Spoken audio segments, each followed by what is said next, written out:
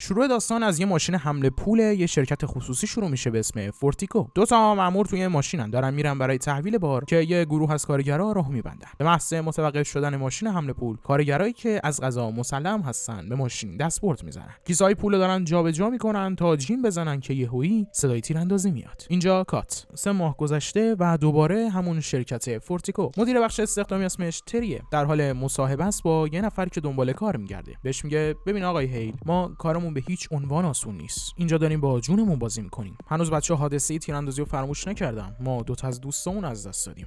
بگذریم. برای استخدام باید یه سری امتحانا رو بدیم. آماده ای شما؟ مسئول گرفتن تستا بولت. هیل قبول میشه اما با یه نمره لب مرزی. خیلی قوی عمل نمیکنه. بولت هیلو به بقیه معرفی میکنه. اسمش رو میذاره اچ. از این به بعد ما هم بهش میگیم اچ. 2 تا از بچه‌ها اسمشون بوی سویت دایو و هالو بابه. کلا یکی از قانونای گروه اینه که هر کی اسم عجیب داشته باشه. کار اچ توی شرکت شروع شده. روز اول بدون دردسر یه محموله پولو میبره و تحویل بانک میده، اما همیشه اینجوری نیست. بولت از ماشین پیاده شده برای تحویل فاکتور بار که انگاری گیر افتاده. از طریق بیسیمش به دایو و اچ میگن که از ماشین پیاده شید وگرنه این پیریه رو میکشیم. دایو پشماش ریخته، بهش میگه هر کاری که میگن رو بکن، چاره‌ای نداریم. اچ میره پشت ماشین، ساکای پولو پرت میکنه توی وانت دزد، اما یکی از ساکار از قصد شوت میده اونورتر. دزد پیاده میشه و اچ هم میگه شرمنده رفیق، ولی تا نشونه گیری و تسلط توی شلیک 10 از 10. 5 تا دزد و پشت سر هم دیگه افقی میکنه، اما سردسته دزدا فرار میکنه توی سوله. اچ هم میره دنبالش و اونم خفتش میکنه و ترتیبشو میده. تری میگه این جزء برنامه‌های سازمان نیست اچ، نمیتونی اینقدر راحت آدم بکشه توی دردسر نیفتی. اما بیلیک هالز نظرش چیز دیگه ایه. بیلیک رئیس کل همین دم و دستگاست. میگه ایول داریم، اصلا همین درسته، یه ترفیع پیش من داری پسر، دمت گرم. حالا که اینقدر اچ کارش درسته، فیلم سرقت قبلی رو هم نشونش میدن تا ببینن کسی بینشون میتونه شناسایی بکنه یا میتونه کمکی بکنه یا نه. یه نفر انگار اچ شناخته، اما میگه هیچ کدوم از این عوضی‌ها رو نمیشناسم.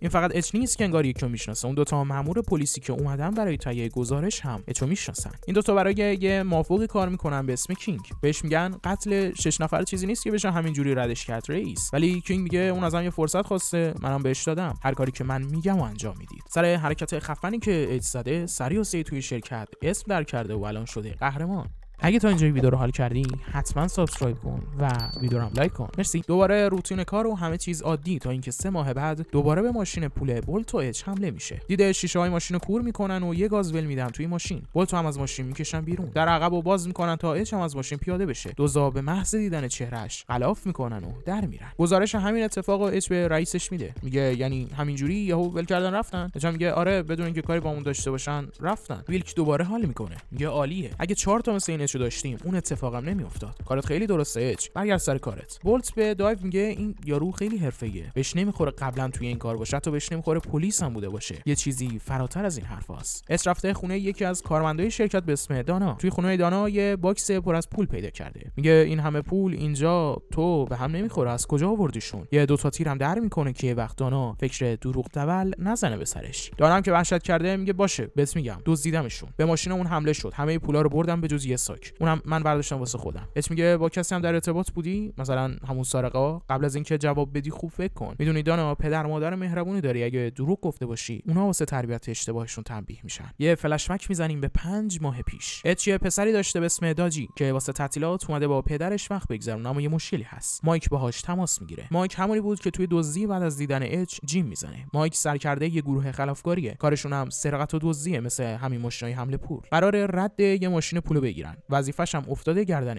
اچ باید گزارش بده که ماشین بعد از خروج از خزانه کدوم خیابون میره، سمت راست یا سمت چپ. اچ نزدیک خزانه به بهونه غذا گرفتن میزنه کنار و پسرش شغال میذاره. وای میسته منتظر تا ماشین حمل پول بیاد بیرون تا ببینه از کدوم خیابون میره. دقیقاً بعد از خارج شدن ماشین حمل پول یه خیابون اونورتر همون سکانس سرقت اول فیلمو میبینیم. ماشین اچ و پسرش نزدیک همونجا بوده. داجم همه چیزو دیده، واسه همین دزدا خلاصش میکنن. اچ وقتی میدوه سمتشون، همونی که پسرشو کشته پدر رو هم زخمی میکنه. اچ 3 هفته بعد از حادثه از کما میاد بیرون و خبر مرگ پسرشو میشنوه. مایک و تیمش که کار سرقت انجام میدن در اصل خودشون برای اچ کار میکنن. تنها چیزی که اچ از اون گروه مسلح دزد میدونه چهره همون یارویی که پسرشو کشته. اچ و مایک مشغول پاکسازی میشن بین گنگسترها و خلافکارا. هر کسی که میتونه یه ردی از اون گروه دزد ماشین حمل پول پیدا کنه رو گیر میندازن. اینجوری دنبال یه نشونن اما چیزی گیرشون نمیاد. سر وقت آدمای مختلف میرن اما هیچ کدوم ارتباطی با اون سرقت ندارن. انگار گروهی که کار سرقت انجام داده و پسر اچو کشته بوده سابقه‌ای ندارن و بین خلافکارا هم شناس نیستن. پس اچ یه راه دیگر انتخاب میکنه، هویتش رو جعل میکنه و شروع به کار میکنه توی همون شرکت حمله پول، چون مطمئن اون دزدا توی این شرکت یه نفوذی دارن. اسم و رسم همه کارمندا رو در میاره تا ببینه میتونه ردی بین دزدا و آدمای شرکت پیدا کنه یا نه، اما بازم جواب نه. حالا بریم سراغ دزدا که ببینیم کیان و از کجا اومدن. یه گروه کهنه سرباز آمریکایی که از افغانستان برگشتن و اوضاع مالیشون افتضاحه. سرگروهبان جکسون با نیروهاش کالوس، سم، تام، براد و جان که با جان خیلی کار داریم. واسه اینکه از این شرایط در بیان جکسون یه نقشه میکشه، اینکه برن و سرقت بکنن،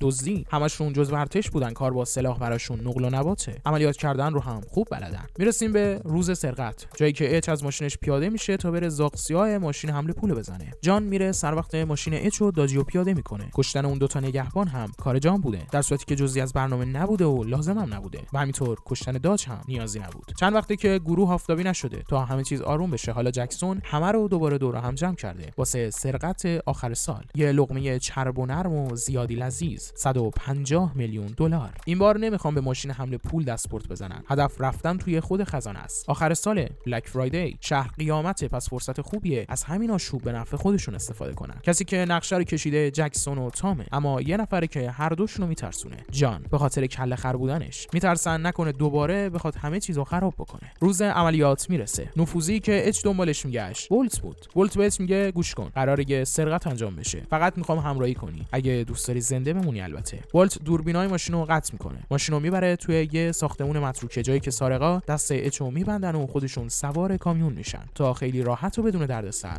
برن توی خزانه. حمله شروع میشه، کسی مقاومت خاصی نمیکنه، میرسن به خزانه و شروع میکنن ساکارو پر پول کردن. اما بعد از فعال شدن آژیر، نگهبانای اسلحه خونه با دزدا درگیر میشن. یه مشکل اینجا هست، اینکه لباس دزدا ضد گلوله است و واسه همین نگهبانا مثاب خوردن کشته میشن. البته دزدا بدون تلفات هم نمیمونن. شروع میکنن خالی کردن خزانه. صدای آژیر و تماس یکی از نیروها داره پلیس رو میکشونه سمتشون. دو تا ماشین گشتی ورودیو مسدود میکنن تا دزدا نتونن جیم بزنن. گارد ویژه هم تا 8 دقیقه دیگه میرسه. البته ترافیک بلک فرایدی هم بعد در نظر گرفت. دستای اچو بستن و کف زمین خوابوندنش. یه نفرم بالای سرشه. تو یه حرکت ضربتی طرفو خاک میکنه و بعدش هم سابمیت تا جایی که نفسش ببره و خفه بشه. دومین قربانی دزدا. جان دستاشو باز میکنه و لباس و جلیقه طرفو میپوشه تا شناسایی نشه. جان میره سر وقتشون تا بتونه قاتل بچه‌شو پیدا کنه. دانا با دو تا دیگه از نیروها که توی ماشین قایم شده بودن با دزدا درگیر میشن تا بتونن برای پلیس وقت بخرن تا موقعی که سر کلهشون پیدا بشه. بولت میره پیششون، میگه پسر یه اسلحه بده به من بجم. اونام که نمیدونن بولت نفوذیه. دایو توی اتاق آخر راهرو قایم شده تا موقعی که پلیس سر برسه. یکی از دزدا میره سر وقتش، بهش شلیک میکنه اما جلیقه ضد گلوله نجاتش میده. اچ میره سر وقت همون یارو دزدا و ترتیبش رو میده، اما خود اچ هم مجروح میشه. سارقا دارن فلنگو میبندن. اچ هم سعی میکنه جلوشونو بگیره، دایو میره تا کمکش بکنه. بعد از سوار شدن دزدا، بولت میگیره روی اچ و ترتیبش رو میده. یه بار دیگه هم از کلکش استفاده میکنه و دایو رو هم میکشه. جان، بولت، جکسون تنها کسایی ان که زنده از خزانه میزنن بیرون. ماشینای پلیس رو شوت میکنن و فرار میکنن، اما هم پلیس، هم گارد ویژه و هم هلیکوپترها دارن تعقیبشون میکنن. جان ماشینو میبره توی یه پارکینگ و درو میبنده. پارکینگی که راه به جایی نداره. البته پلیسا اینجوری فکر میکنن. پارکینگ تونل قدیمی داره که توی نقشه ها نیست و راه فرارم همونه. جکسون از گردن زخمی شده. جان که دنبال شریک بیشتر واسه پولش نمیگرده، فرمانده جکسون رو خلاص میکنه. جان و بولت از طریق تونل قدیمی با موتور خودشونو میرسونن به ماشینی که قایم کردن. بعد از بار زدن پولا، جان آخرین شریکی که خیلی بهش علاقه نداره رو هم خلاص میکنه. حالا جان صاحب کل 150 میلیون دلاره. پلیسا تازه رد تونل زدن، اما دیگه فایده‌ای نداره. جان جیم زده و رفته. همه پولا رو میبره خونه،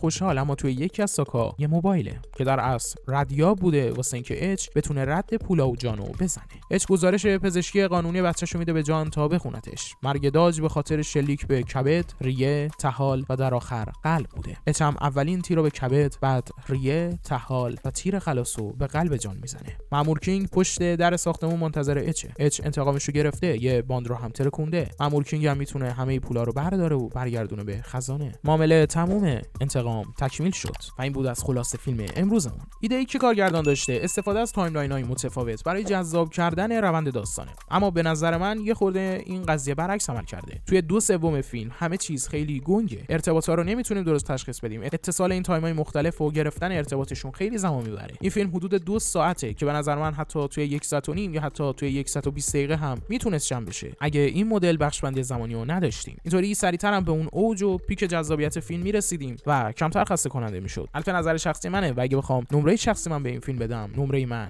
6.5.